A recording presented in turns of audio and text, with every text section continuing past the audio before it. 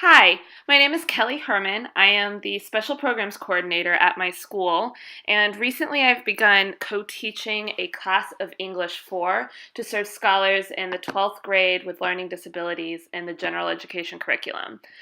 I support 8 students with IEPs, and several of these students also have behavior plans, and they have intensive needs to support reading comprehension and also behaviors such as getting out of their seat, talking out of turn. Also, students tend to blow up when redirected. They need a lot of activities that change quickly and that they feel are really highly connected to the learning goal of the day. Otherwise, they get frustrated.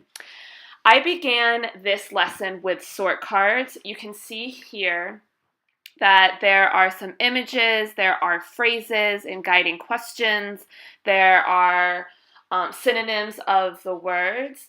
This allowed students to access background knowledge, checkpoint 3. UDL checkpoint 3.1. They have learned that this background knowledge or rhetorical appeals of ethos, logos, and pathos before while they were in the 11th grade. This sort card activity also met guideline 2 or checkpoint 2.1 or clarify vocabulary for students. And it also gave them multiple ways of visualizing and accessing these vocabulary terms. Students were given the direction to sort these cards into 3 groups, and that was their only direction. The 3 groups was a way of them monitoring their own progress. It was really great to see them engaged in this activity. They were laughing, they were smiling, and the most frequent comment was, "Mrs. Herman, you're making me think too hard."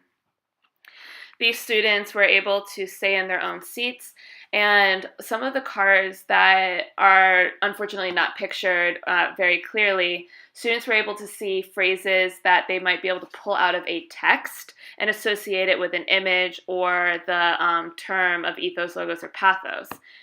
After students finished the sort card activity, they were given a graphic organizer.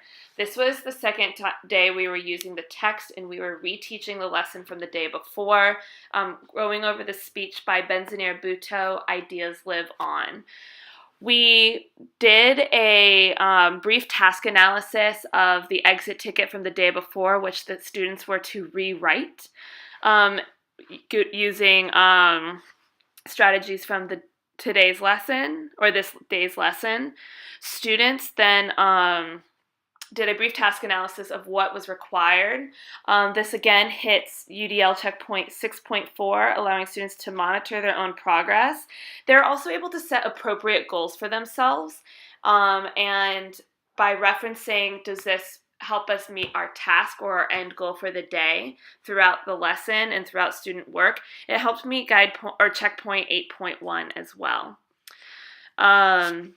We did one example together using the text and the graphic organizer to make sure that scholars were really solid on what we were looking for, and they had an example to refer back to, increasing their independence through the rest of the class period. After I made sure that everyone knew exactly what they were looking for examples of ethos, logos, or pathos in the text of Ideas Live On. Students had a choice of how to work through their own examples. This hit guide point 4.1, varying methods for response and navigation.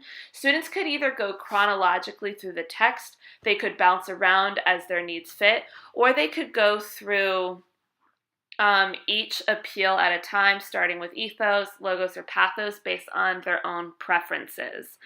Students were given the number of examples that they needed to find for each of the appeals. They needed to find at least 3 examples of each appeal, so they were able to monitor their own progress through the lesson. They were then able to use their notes on the exit ticket, and it was really exciting grading their renewed exit tickets as students from this small group were able to score 10 to 17 percentage points higher than the class average. Thank you for listening to my video of my UDL lesson plan.